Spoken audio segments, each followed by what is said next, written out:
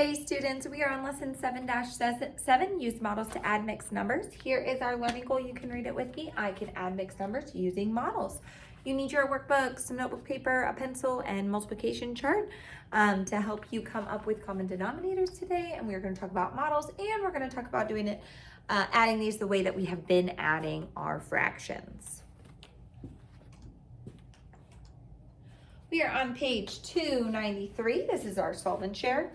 Let's go ahead and read it together and then see how you do trying it on your own, and then we'll go through it together. Martina is baking bread. She mixes 1 3/4 cups of flour with other ingredients. Then she adds 4 1/2 cups of flour to the mixture. How many cups of flour does she need?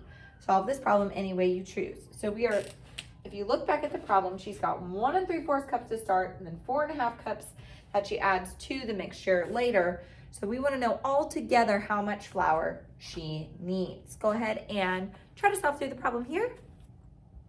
Okay, so I'm going to draw a model first, and then I'm going to show this where we would just add it, find our common denominators off to the side.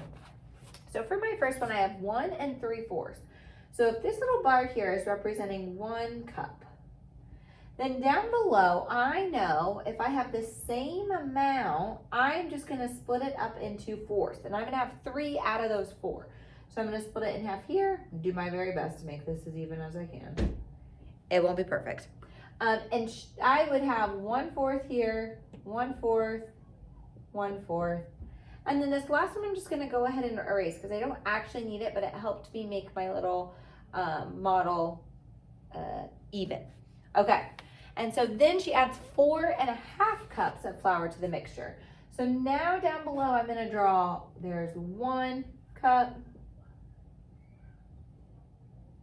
2, oop, that's not perfect. And then here's my third out of that. Okay, I'm getting kind of off here. Here we go. And then I need another cup. So I've got my 1, 2, 3, 4, and then down here, I'm just gonna have half, which is gonna be a little bit easier to draw. But what you can see is this would mark half of this. So I know I have a 4th in each side of this half that I've marked. So then I can combine my 1, 2, 3, 4, 5. And then I have 1, 2, 3, 4, 5 fourths. But what you might notice is that is a improper fraction. What you have in here is 4 out of 4, and then we have 1 left over, right? But remember, 4 out of 4 equals 1 whole, 4 pieces out of 4 pieces. So I have 1 whole that I need to add to that 5 to make it a 6. And then I'm gonna have 1/4 left over because if I do my 5 take away 4, I've got 1 left over. And so my final answer is gonna be 6 1/4. So I'm going to go ahead and do a little bit of erasing and show you how I would do that if I just had paper, pencil, not drawing models. So what I would do is I would take my 1 3/4 and I'm going to set it up the same way we've been setting up our problems. The only additional step that we'll have here is we have to bring over our whole number first. So you know how we always come over, we draw our lines. Well, the only thing I want you to do is bring your whole number over so we don't forget about them. Because believe me, I've seen them be forgotten. Okay, and we are adding these together. So I brought my whole numbers over so I can honestly really ignore them over here. I don't need to worry about them until I get to the addition part. What I need to worry about is my denominators here, my 2 and my 4.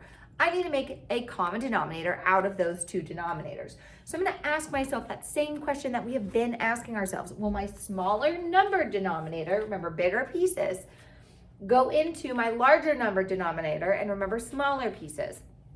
Well, will a half fit into a 4th? Will 2 fit into 4? Yes, it will. So I know I can split this half up into 4ths, and really that's what I did down here in this picture. You can see I had a half, and I just broke it in half into 4ths, and it goes evenly, and so that's why that model worked. So 4 is going to be my denominator. I didn't change anything, so I'm not going to change anything there. And I'm leaving, again, my whole number alone. This 1 is not going to be affected by that. We are going to add that whole number later and worry about that later. Now for here, I need to change this 1/2 into a number that has a denominator of 4. So I have to take it 2 times 2 to get 4. And then 1 times 2 is 2. And that makes sense because 2 times 1, or 2 is half of 4, and that's 1/2. But again, don't worry about this 4. Don't worry about your whole number yet. We're just trying to get a common denominator so that we can add these two mixed numbers. And a mixed number is where we have a whole number and a fraction together. Okay, so now I need to add my numerator. 3 plus 2 is 5 over 4. 1 plus 4 is 5. Okay, well that's what we got over here before we switched it. What you might notice is this is a improper fraction. So that vocabulary term we've talked about a couple times.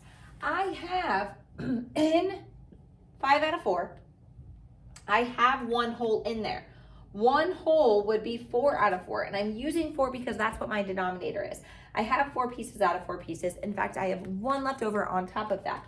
So if I take out, so this is my 1 whole that I'm gonna have to add to my 5. And if I take that out of there, 5 take away 4 is 1 out of 4. So I take my 1 whole that I took out and give it to my 5, and then I have 1/4 left over. I'm gonna get the same answer, but one I just drew pictures of because 4ths is a little bit easier to draw pictures of, and the other one I solved through just kind of with our standard way. Okay, let's take a look at our virtual learning bridge.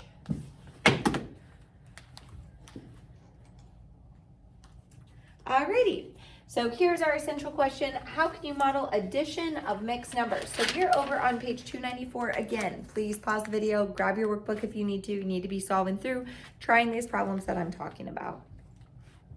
So here's our word problem. It says Bill has 2 boards he will use to make picture frames. What is the total length of boards Bill has to make picture frames? So he has 1 11/12 feet, which is a mixed number because we've got a whole number here and a fractional amount here, and then 2 1/3 feet. So I'm going to click over to the next one where it's showing with fraction bars how to see that common denominator, because before we can add this, we have to have a common denominator just like we have been doing for the past week. So we're going to rename the fractional parts as equivalent fractions with a like or common denominator. And then we will add the fractions. So 2 4/12, they did their 1, 2, and then they have 1, 2, 3, 4 out of the 12 pieces. And you can see there's no more over here. And then they have 1 11/12. So they have 1. So what they did right away is they took their 1 wait. Yeah, they have the 1 11/12. They already did a step, which they're not telling you. Okay, so they have 2 1/3, remember? And 3 will fit into 12. Will that smaller number denominator go into the larger number denominator? Yes, it will. And so what they had to do here with their just the 1/3 to get to have a denominator of 12, well, they had to multiply it by 4 on the bottom. 3 times 4 equals 12. And so what you do to the bottom, you do to the top. So 1 times 4 is 4. So that's where they're getting that 4/12 from, and I just wanted to make sure that you understood that. Okay, so then down here you can see that they're gonna add these fractions together. Our 11/12 just stays the same. So 4 plus 11 gives us 15/12 right here. And then our 2 plus 1 would give us 3 and 15/12. So then what you might notice, our top number is larger than our bottom number. So this is improper. So we need to take out the whole number that we have in there. We have 12 pieces out of 12 pieces that we can pull out of there and then have a leftover amount. And so what you can see, here's the 1 whole that they're renaming as 1 whole in this fraction. So 15/12, they have 1, and then there's 1, 2, 3 12s left over. So what they did, 15/12, and they're taking out 12 over 12 because that's what this fraction this solid bar that they've colored in, there's 12 pieces here, that's 1 whole. So when they subtract that, 15 take away 12, they've got 3 12s left over at the end. And so then there's the 1, 12 over 12, and they've got 3 12s left over. So then what they have to do is add it to the whole number that they have from the original mixed number. So that, remember that 2 plus that 1 gave us 3? Well, now I have to do my 1 plus my 3, and I'm going to get 4 and 3/12. And you can see that's what they're doing here. We have 2 plus 1 is 3. And then they're going to add the 1 and 3/12, so they get 4 and 3/12, what I just said. However, what you might notice is 3/12 can be simplified by 3. So we've been talking about reducing. It's definitely one of the trickiest parts, but the more you practice it, the more you'll recognize those numbers that have common factors. Multiples is when we grow the numbers and we skip count. Factors are the numbers that fit inside of our numbers, that multiply to get to that number. So I know with 3, 1 and 3 are my factors of 3.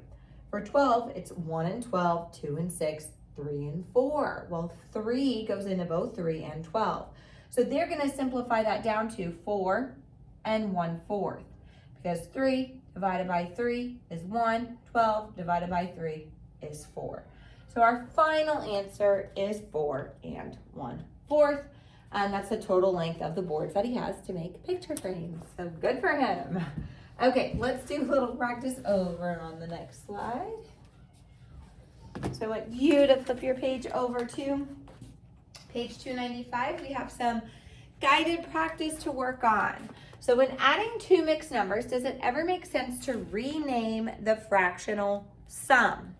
So just like we did in the last one, when we had a fractional sum of 15/13, does it make sense to rename the fractional sum or the fractional part that we added? Yes. There is one whole in the fractional sum, which is just the fractional amount that you add together, that can be added to the whole number. I'm going to use a little number sign there to make it work a little better. It's a W. Okay, so take some time, write that down. You can always pause the video. Okay, so in questions 2 through 5, it says to use fraction strips to find each sum. You can use those benchmark fractions if that'll help you out, and you can see where they have common numbers. What you're going to notice about all of these, will 5 fit into 10? Yes. Will 2 go into 4? Yes. Will 3 fit into 6? Yes. Will 3 fit into 6? Yes. So our common denominators today are going to be the larger number denominator that we have in the problem, which is nice. It's an easier way to do it. So you can have out your benchmark fractions, but I'm going to model a couple where we have it written up and down so that you can really see how we can set this problem up, how we have been setting them up. So I'm going to go ahead and erase this part, and let's start trying with number 1, where we have, I'll write it up here, 1 and 1/10, and we are adding 2 and 4/5. So the first thing I'm going to do is set it up. I'm going to bring over my whole numbers now. The whole number is the part of our mixed number. We've got a whole number and a fraction.